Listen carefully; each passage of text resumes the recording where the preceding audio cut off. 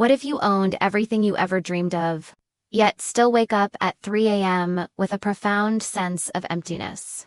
We live in a culture that never stops.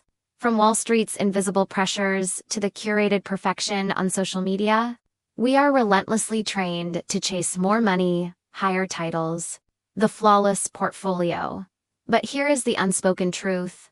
The more we accumulate, the greater our fear of losing it becomes. We fall headfirst onto the hedonic treadmill. Today, it's a new financial milestone.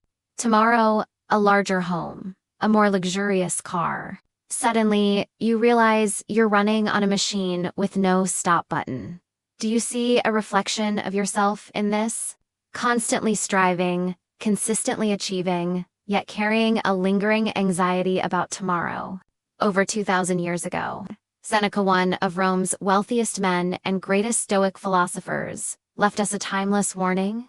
It is not the man who has too little, but the man who craves more, who is poor. Seneca enjoyed material abundance, but he absolutely refused to let it define his freedom. In the modern classic, The Psychology of Money, Morgan Housel highlights the single hardest financial skill: getting the goalpost to stop moving.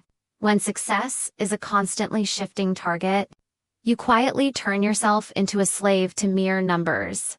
Look at Warren Buffett living in the same modest Omaha home for decades, or the radical, intentional minimalism of Steve Jobs.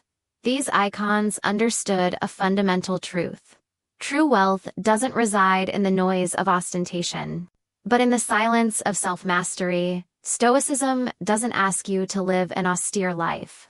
It simply hands you a master-level framework: the dichotomy of control, market volatility, reputation, external chaos.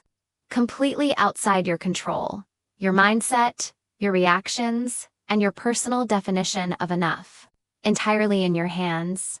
Once you internalize this, you realize the greatest power of a wealthy person isn't what they can buy, but what they can gracefully decline. That is the ultimate definition of quiet luxury, an elegance that never needs to shout. Enduring wealth always begins with a mind that knows its boundaries. Money is a wonderful servant, but a tyrannical master.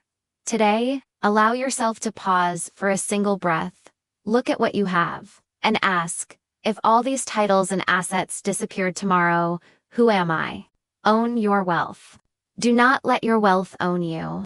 Build a solid financial empire, but first, be the ruler of your own soul.